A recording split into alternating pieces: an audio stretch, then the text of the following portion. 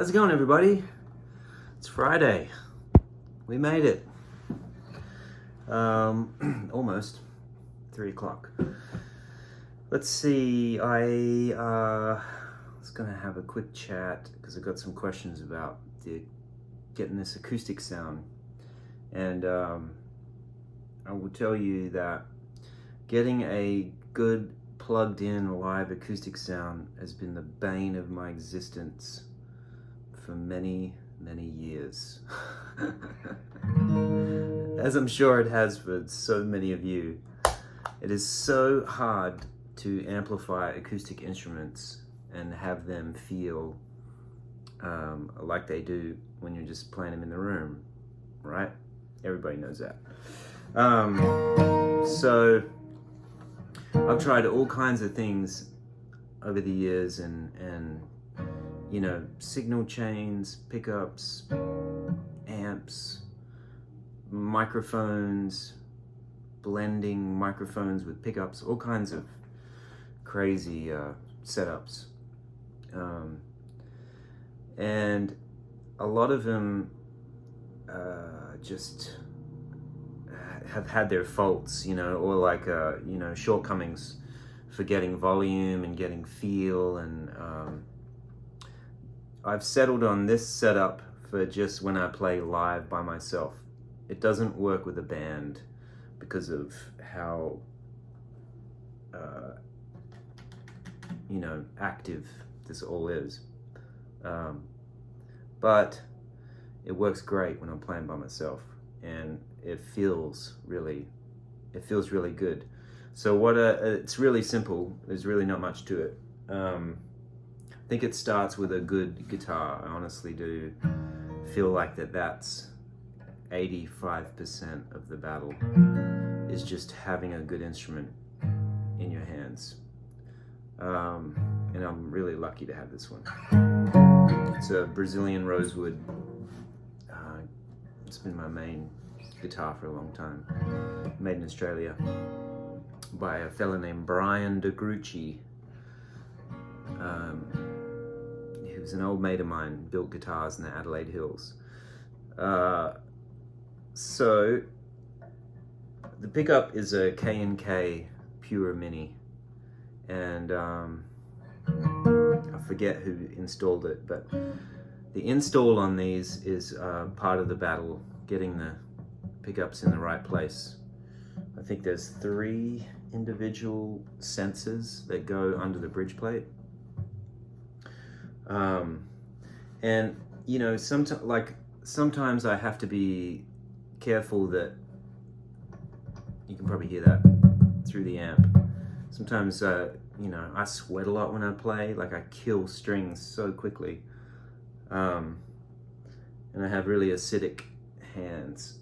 So sometimes my palm sticks to the bridge pins and I can hear it coming back through the wedge. But I go out of this guitar into a Grace Felix, which is a Grace Audio, I think they're called. It's a preamp and EQ. It's a 2-channel. They make a 1-channel version too. I can't remember what that one's called. Anyway, they make great stuff. It goes into the preamp, and then I just use, it has a splitter in the back to go to an amp. And I've been using, you could use any amp, literally, it doesn't matter. I just like to have a little bit of, I like the sound coming from behind me, and I like sometimes to just put a little Hughes, you know, on the amp. So this old Ampeg has a bit of vibrato and echo as well. I've also got other shit going on down here, but it's the amp verb, if you can hear that.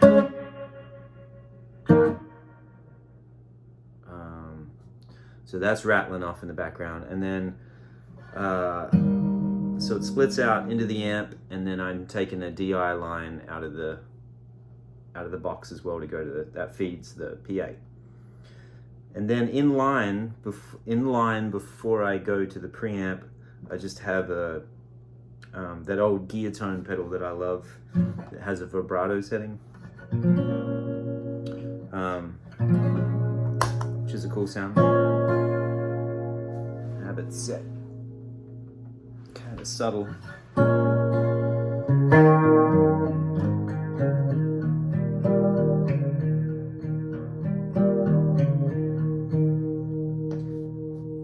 Just gives you a little bit of Hughes, and then this UA golden reverb pedal, and I have that set on a plate. And then you just adjust the mix, you know, to taste, really.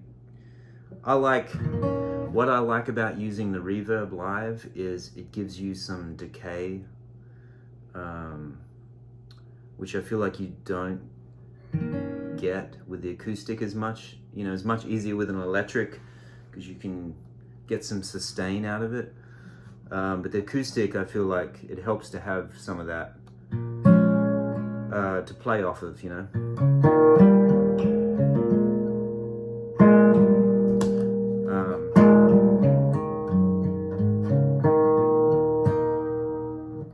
And then here at home,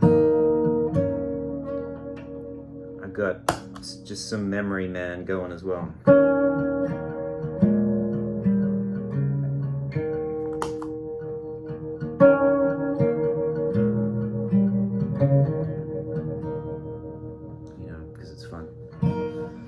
And that's basically it. I got some questions about that song, I Wish You Were Here. So I'll just show you the bones of those parts real quick. It's the only tuning difference is it's just drop D. That's it. Everything else is standard. And it starts on the 4 chord with this sus that pivots back and forth.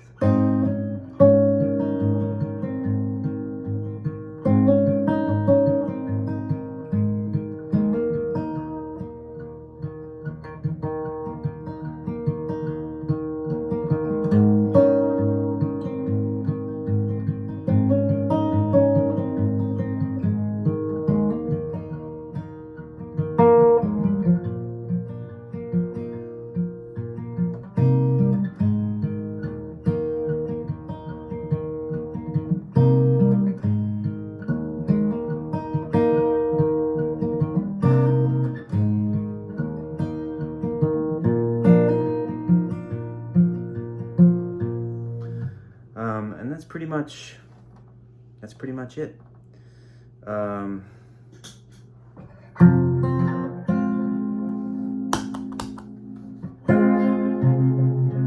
Solo goes to a 2 minor.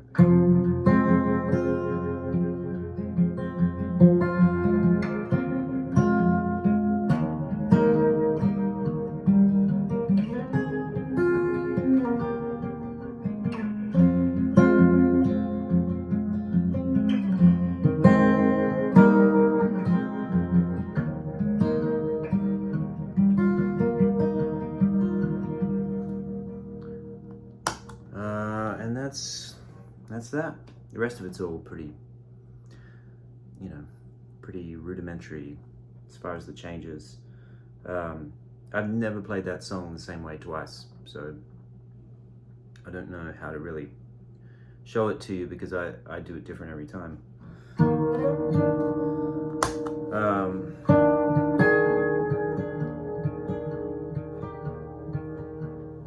The outro does go to this sort of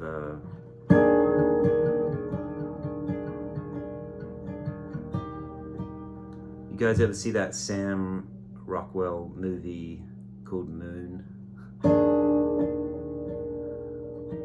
For some reason that chord always makes me think of that movie. It's the most lonesome, one of the most lonesome movies I've ever seen. And I love that guy. He's so good.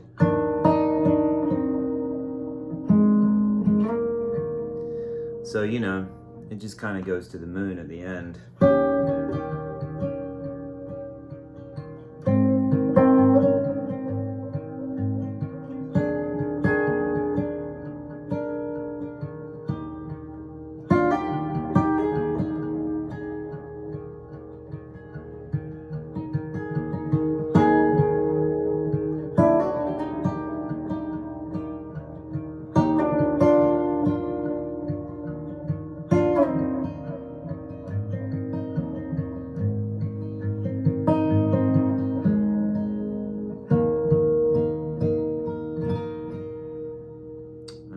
There you go. And I was going to say one other thing about that.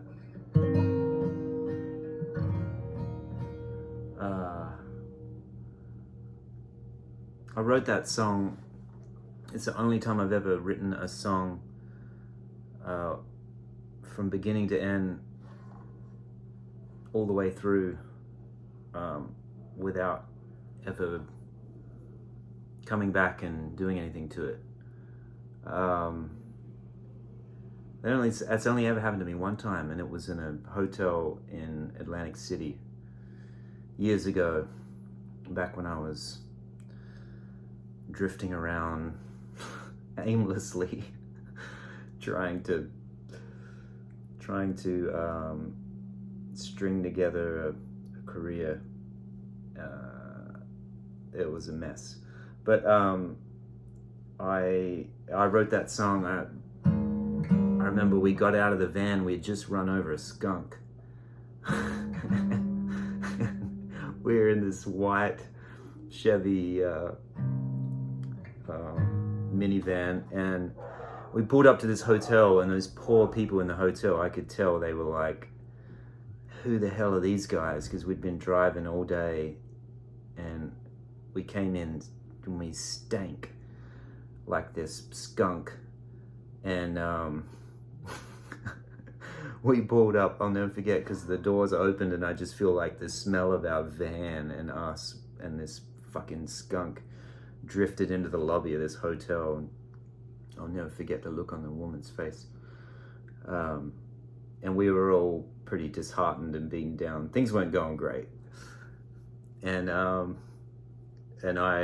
took my stuff up to my room, and I sat down, and I wrote that song from beginning to end. Just wrote it down as I, was singing it. It just fell out. Anyway, it's not been that easy since. Usually I really got to sweat over them to get them out. Anyway, that's probably more than you needed to know about that, but there you go.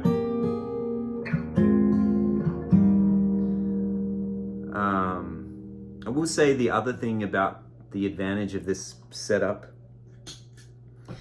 is that it allows you about as close as I have found to getting full dynamic range out of the instrument when I'm playing. A lot of other pickups kind of dictate your touch in a way. It's like there's an instant limiter that's like pegging every time you hit the strings. It's like loud all the time, if you guys have ever experienced that. And this lets me be loud, be soft, be everything in between. I can really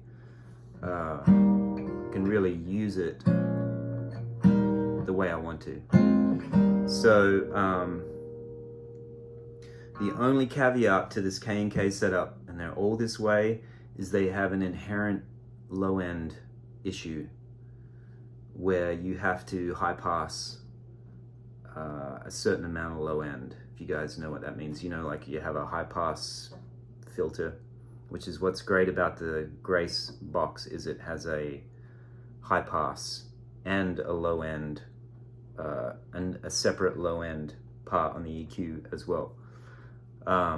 But you have to move that high pass up to at least 80 or 100 hertz to filter out the rumble of the pickup. You can have the guy running the PA do that, It works fine. Sometimes he has to do a little bit of that as well on the wedge. So that's the only thing that you have to be mindful of with this K&K pickup. There you go. That's all I know. Have a great weekend. Thanks for all the amazing comments. I'm trying to keep up